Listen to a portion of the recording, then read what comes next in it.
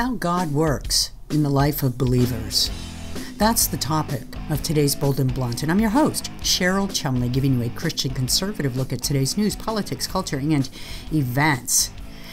And today I have a great guest who has a faith journey to share that is unbelievable. It's really inspirational. And before I get into that, I want to give a quick mention that you can find Bold and Blunt now at edify.app/podcast. It's a platform specifically for faith-based podcasts. So go there, check out Bold and Blunt, subscribe to Bold and Blunt there, and check out all the other faith-based podcasts that are offered there. You won't regret it, especially in these dark, dismal times, right? So, how God works in the lives of believers.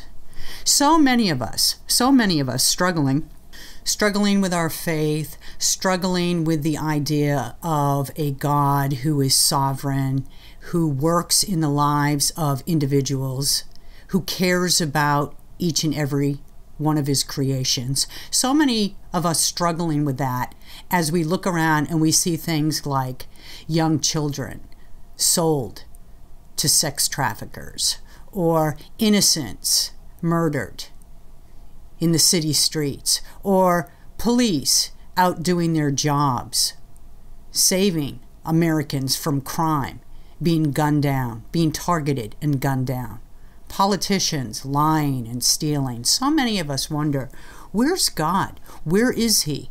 And if God loves us so much, and if God cares for us so much, why isn't he putting a stop to all this? Why does God let evil continue? Well, that's probably a question that most anybody who's come to the faith has, at least at one point, had to deal with.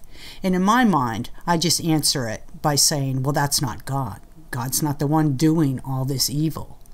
And God gave us free will to choose whether or not to follow him in life or to follow Satan. And you may think that, well, I'm not following either, I'm just living my life. Well, truth is, if you're not following one, you are following the other. Maybe not quickly, maybe not rapidly, but you can't have one foot straddling God and one foot straddling Satan. It doesn't work that way. You're either all on God's path or you're flowing down the river towards Satan's path. So one of the biggest questions, right, is why does God allow evil to happen? Well, there is a biblical passage that talks about what you meant for evil, God intended for good. And my guest today has overcome quite a bit of evil in her past to be used mightily by God. Her name is Carrie Sheffield, and she has this bio that just got put up at Premier Speakers Bureau, which is where she was just picked up. And I have to read from this bio because there's no other way to introduce her and to let her tell her story of faith that is better than starting with the background that was rooted in so much darkness and struggle. So listen to this, Carrie Sheffield's bio at the Speakers Bureau.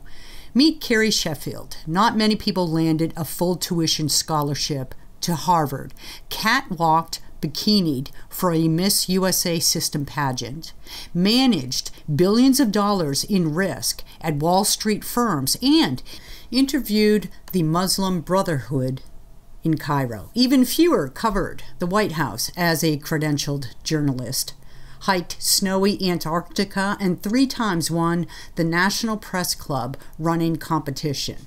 Nobody did all this while overcoming a life of extreme poverty, abuse, and religious Mormon brainwashing. I'm going to keep reading because there's no better way to summarize except by reading what's already written at Premier Speakers Bureau. Raised by a fundamentalist Mormon father who claimed he was a prophet, Kerry endured a hardscrabble life as one of 8 children forced to perform music on street corners and distribute religious tracts preaching fire and brimstone on America. The Gypsy family lived in motorhomes, tents, sheds, and trailer parks throughout Utah, the Midwest, and East Coast. One more paragraph, and then we're just going to get into the interview with Kerry. Overcoming depression, PTSD, near fatal hyponatremia. I had to look that up. Hyponatremia is apparently a condition where the sodium levels in the blood drop below normal, and they can result in death. That condition can result in death.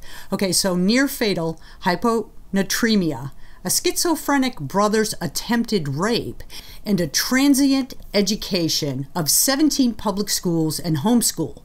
Kerry worked her way through Harvard University and landed jobs on the editorial board of a national newspaper and at Goldman Sachs, the world's most prominent financial institution. So, background rooted in poverty, struggle, the attempted rape of a schizophrenic brother, to a full tuition ride to Harvard and prominent positions in several various fields. How did she do it? Well, faith. Faith, first and foremost.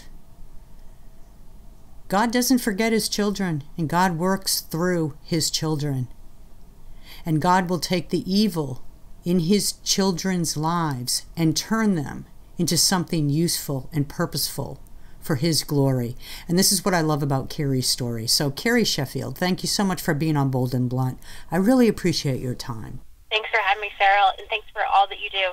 Oh, thank you. So I wanted to speak with you about this new Pew poll about the rise of the religiously unaffiliated in America and why that matters.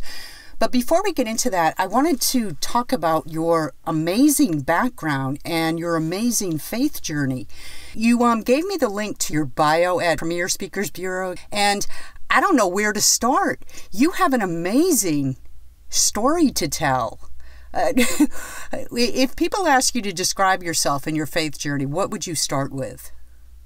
Well, it's interesting because I think a lot of people might be born into a faith, and then there comes a point where you have to really wrestle, and there's a phrase that I like, which is borrowed light. There's a point at which you can't live on borrowed light anymore, whether that's from your parents or your teachers, your Sunday school teachers and the like, and you really have to come on your own 2 feet.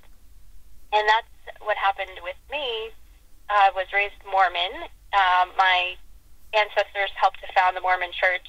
I have a famous female ancestor who worked directly with Joseph Smith and Brigham Young, and she was a midwife and a surgeon and a nurse, and she actually saved the life of John Taylor, who was in the prison with the founder, Joseph Smith, and they were both shot.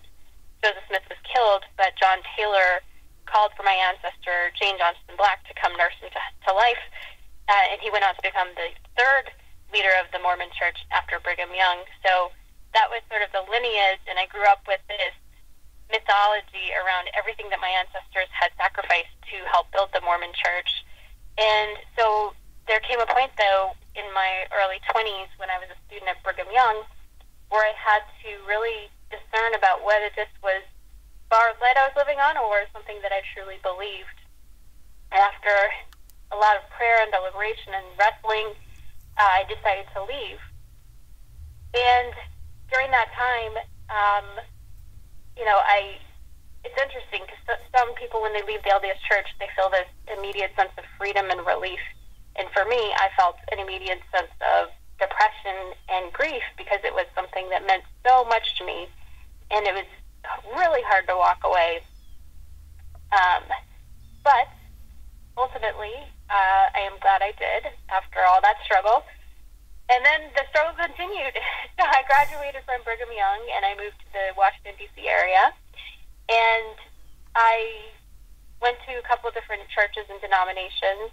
I still considered myself Christian, even though I know theologically there are a lot of big red flags about the nature of Christianity within Mormonism, and including the fact that they don't believe in the Trinity. But at any rate, I consider myself a Christian, and I was at the time dating a Catholic guy, but he ended up dumping me to go be with his Catholic ex. And so I said, okay, bye, Catholic. I went to an evangelical church, and I had a really terrible time. Well, it was actually what I witnessed, which was that there was a women's Bible study I was in, and one of the members took family medical leave to go and care for her mother, who was dying of cancer.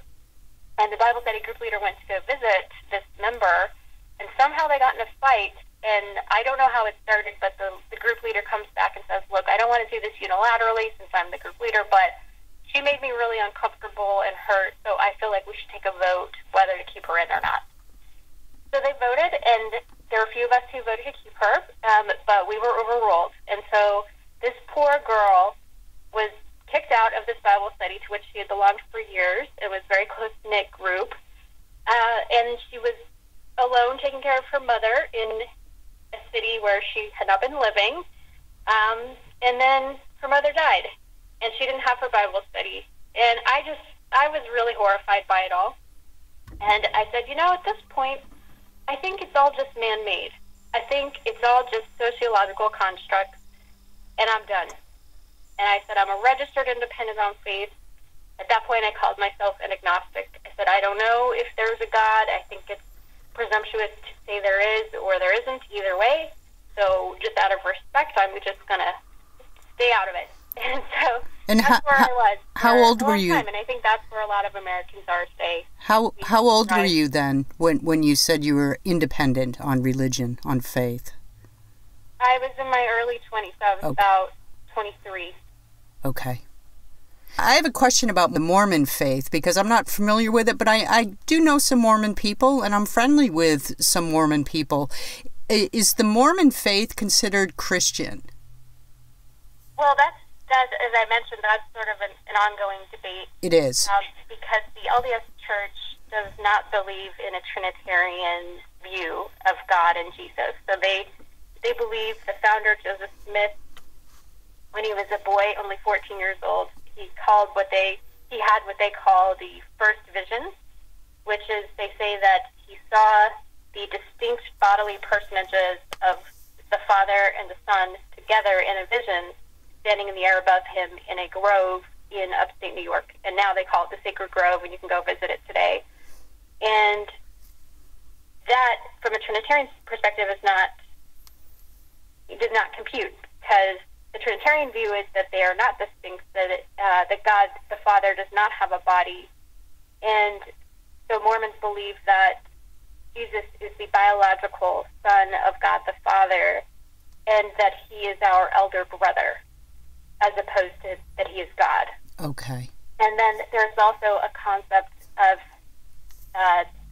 basically being a joint heir with Christ, which is to say that in the temple they teach you that you can become the god of your own planet someday, and that the god of planet Earth resides on a planet called Kolob. And there's a phrase that is used, which is that as man is, God once was, and as God is, man may become. And so that is, contrary to Orthodox, Catholic, and Protestant Christianity. So in that respect, that's why a lot of people do not view Mormonism as Christianity. But if you do go to an LDS service, or you listen to, I believe it's the longest running consistent radio broadcast ever, I believe in human history, if not American history for sure. It's called Music in the Spoken Word, and it's broadcast out of Salt Lake. And they have the Tabernacle Choir, formerly known as the Mormon Tabernacle Choir. You're actually supposed to not use the word Mormon anymore, but I'm doing it because I think it's most familiar. But they changed the rebranding recently. But yeah, those are sort of the main doctrinal separations. So your background, your journey to Christianity and belief in Jesus as Lord and Savior, I take it, yes? That's your belief now? Yes. So your journey included poverty as a young girl. You had a father who was a fundamentalist, spoke prophecy over you that you were going to be raped because of your faith. Is that true? Yeah, so my father, as I like to say, there's the Mitt Romney cookie-cutter all-American version of the LDS Church, and that is probably the type of folks that you've met, especially here in the D.C. area, the East Coast, lots of folks in the State Department, government, amazing people, great public service. Most of my family is that way. There is, however, various offshoots and some people who are much more extreme. And unfortunately, my father is one of those people. He didn't come from a family like that. He really chose that himself. And he believes that he's a prophet and that he has a prophetic mission, and that because I wanted to go away to college, that I was rejecting his prophetic calling. And so that's why he made that prophecy over my life, that if I went away to college, that I would be raped and murdered. And here I am, I'm 18 years old, and I'm at a crossroads because the year before, my schizophrenic brother, one of two, at the time I only had one schizophrenic brother, I now have two, but the older schizophrenic brother had attempted to rape me, and so I felt physically unsafe.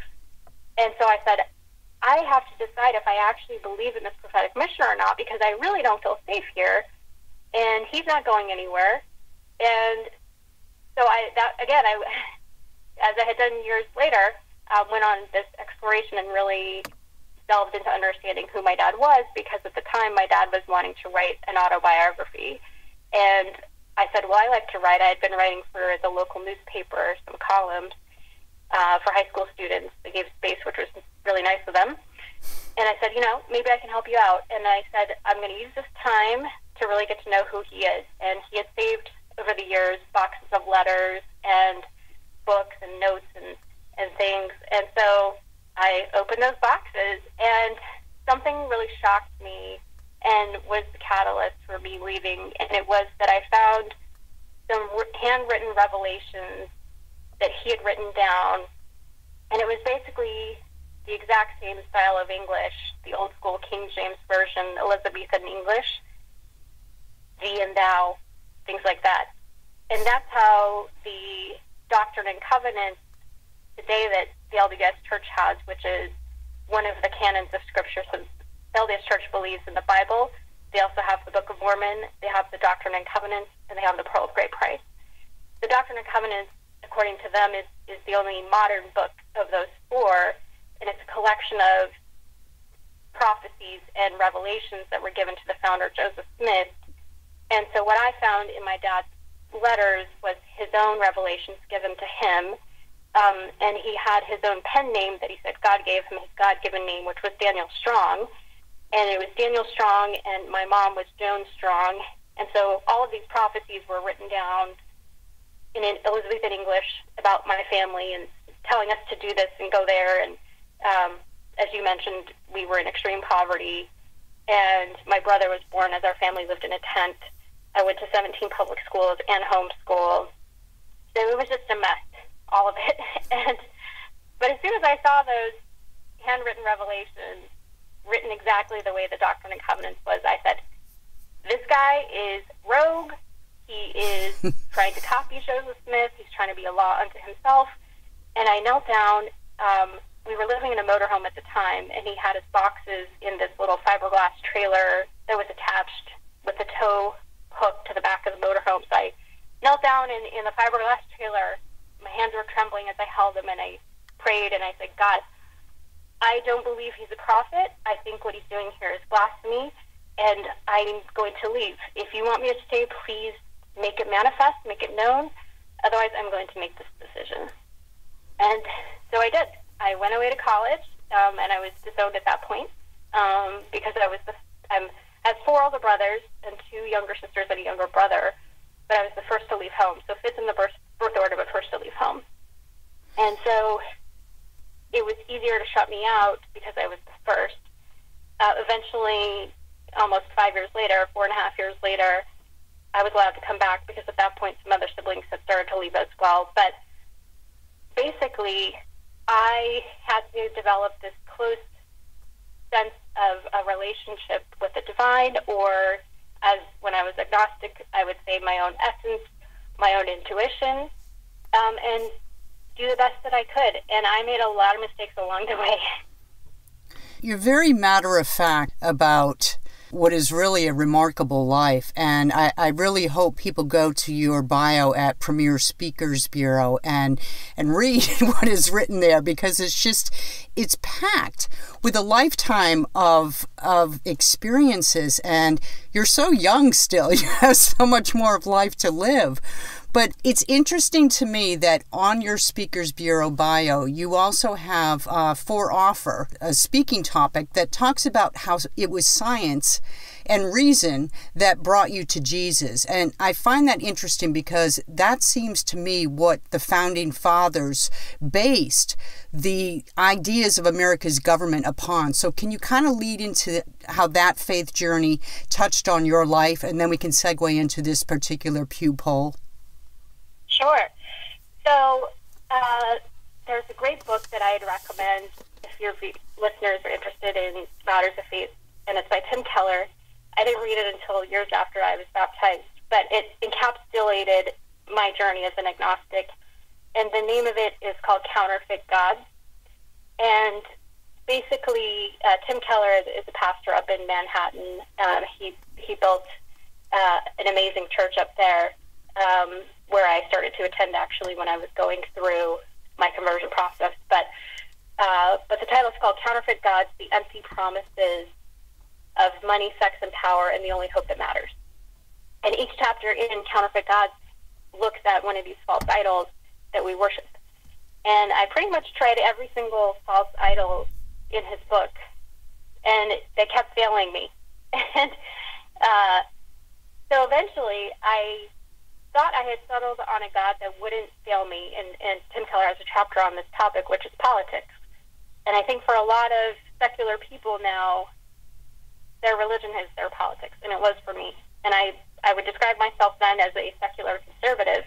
And to me, I ended up going to the Harvard Kennedy School of Government, and I think that subconsciously in some ways I had put JFK as sort of like a messiah-type figure for me. So for me, the religion was the worship of these figures like JFK or Martin Luther King or Abraham Lincoln, who was sacrificed for his people. And that was something that I really got a lot of meaning out of. And Tim Keller makes interesting points that each of these idols, they're good things. You know, one is family, one is money, career. These are all good things that we seek. That's why we worship them. But it's once you put that first above God, then your life gets disordered. And so the idol, well, I guess it was a tandem idol. So it was both politics, but then also reason and science, because I was at Harvard and they were all atheists or agnostic. I said, this is the pinnacle of human achievement. They're all atheists here. And that's what I am. But then Donald Trump and science really disrupted all of that, because first of all, on the false idol of politics, I was a never-Trumper in 2016, never-Trumper conservative. I did not vote for Hillary. I did a protest write-in vote. I was living in New York. My vote didn't matter. I wrote in Ben Sass. But I was so distraught by Donald Trump because he offended my concept of the divine conservative mythology. And I said, I can't worship this. I need something else. I got to disrupt my religion. And so Donald Trump was actually a big disruptor in my journey. And along the way, as I started that process, I got my hands on a book that was co-authored by a PhD physicist from MIT. And he co-authored it with Deepak Chopra. And it's called You Are the Universe. And it goes through and explains all of the many limits of human knowledge and how statistically and probability-wise we are so unlikely to just have happened randomly. And I know people call it the fine-tune theory, the universe, fine-tuning theory. I had just never, and at the time I just thought that was like, whatever, they're just making stuff up again. Religion's made up stuff, so they're just making something up. I had never really actually taken the time to grapple with the science and to understand that actually, statistically, the probability of the Earth being the way it is, our bodies and the temperature and everything being exactly the way it is, the probabilities of chance are so small that it actually takes more faith to be a non-believer, statistically speaking. And another discovered later on, an author, his name is Michael Gillen, Gillen. He's a former ABC News science editor, and he's got 3 PhDs from Cornell University, an Ivy League school. And his 3 PhDs are in physics, mathematics, and astronomy. And he is a former atheist, and he's written several books, but his most recent is called Believing is Seeing. A physicist explains how science shattered his atheism and revealed the necessity of faith. And he's incredible. And I think this notion, again, at the time, I was so ignorant about it at Harvard, which was that the university system, Cambridge University, upon which all of the modern university system is built, they were built actually by theologians. They were built to glorify God and to explain the mind of God. Yep. They were not built in opposition to God. That's right. And it's amazing how this has been suppressed. And, you know, again, I was coming at this from leaving Mormonism, and so to leave, as I like to say, the more I studied Mormonism, the less I believed it, but the more I studied Christianity, the more I believed it. That's where the evidence really is. And because it's not just about God with physics and science, but it's also about Jesus and understanding the history and the anthropology and the science behind who he was and who his followers were. Again, probability-wise, highly unlikely he is not who he says he was. It's funny you talk about suppressing truth, because that is where we're at in this nation right now. If you look at everything that's taking place politically, culturally, in the education system, even economically, the problems can all be traced back to the fact that America has turned collective eyes away from what made this country great in the first place. And what I always argue is that if you had to sum up American exceptionalism, it's the fact that our rights come from God, not government. And founding fathers, though they held different viewpoints on their religion and their belief, none of them were like the atheists of today, where they wanted to drive out God completely. And I think that's where the problem lies in America. And that segues into this poll where 75% of Americans a decade ago professed belief in Christianity versus 63% today. And meanwhile, more and more Americans are embracing the idea of no religion. Talk to me, in your viewpoint, why that's dangerous for America's future. And I suppose this will have to be our last question, because we've been chatting for a while now. So do you have time to answer it in the first place? Yeah, absolutely. I mean, it's such an important idea and topic. And yes. You know, I think a lot of people would say, well, I'm spiritual but not religious. And that was how I would have described myself when I was agnostic. And then later on, I kind of got into New Age religion before I became Christian. And that's how I would have described myself then as well, spiritual but not religious. And I think the issue with that, again, is that mathematically, statistically, evidentiary-wise, those things, the facts that we know about who Jesus is, and also what we know about God, and that God does exist, and the science behind understanding God, those are important to understand. Okay, if there is a God, we really should be seeking as hard as we can, what is God's will? What is his vision for the world? And what is divine order? So divine order is God, man, things. I learned this in my Episcopal confirmation class. And a lot of people have it disordered. Maybe they have man or people, and then things, and then God, if at all. Or maybe they have things, and then people, and then God, if at all. And so the way we think about designing society is really important. And again, I think that there is a danger of veering off in the other direction, of claiming that God's on your side, and that creates enormous pride and arrogance and blindness. And that's who the Pharisees were. And they believed that they had all the knowledge, but they, in the end, were the ones who killed God. Okay, so I have to cut in real quick. This is during the editing process, and Carrie's audio got really poor, but I need to get her point out there so it can segue into the rest of what she said. She said that there's this careful balance, therefore, that we have to walk. And in her viewpoint, she puts the world kind of into 4 quadrants, where there is an X and Y axis, and religion is on one axis, and spirituality is on another axis. So now back to Kerry as she explains further about her viewpoint. So if you're in the quadrant of religious but not spiritual, I would say that that's who the Pharisees were. And if you're talking about neither religious nor spiritual, that's who I would say atheist communist China is. Atheist communist Soviet. Horrible. We see the results of those regimes. And then once you cross over on the axis into the spiritual side of spiritual but not religious, that's when you get into things that you kind of make up on your own. And that's where you get into this danger of becoming a law unto yourself. And the sweet spot of that religious and spiritual, I think, is where we should all be striving. And Ronald Reagan, I think, summed it up really eloquently when he said that instead of spending so much time claiming that God is on our side, I think we should really be always asking ourselves, are we on God's side?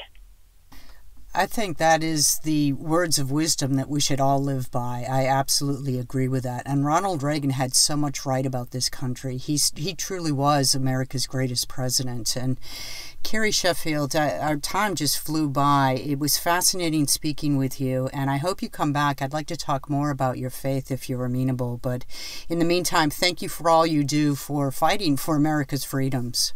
Thank you, Cheryl, and thank you for all you do as well. I think she has such an important story because, look, here in America, we get swallowed up in the political system. We just get beaten down by all the dark and dismal affairs in the economy, in the education system, in politics, everywhere you look, in culture, for crying out loud. But the bigger question in life is always about glorifying God, about finding God's path that He planned for you. He formed you in the womb. And there is so much evil in today's world that when you're a child, Satan attacks and he steers you off the path that God had intended for your life.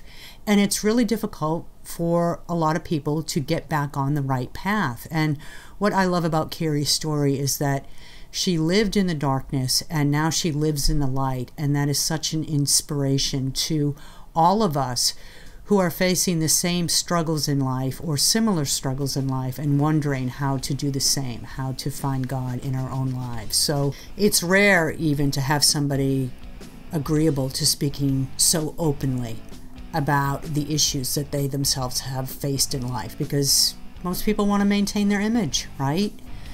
So it takes brave people like Kerry to come forward and remind us that, hey, when it comes to struggles and the search for God in life, these are human quests, not Democrat versus Republican.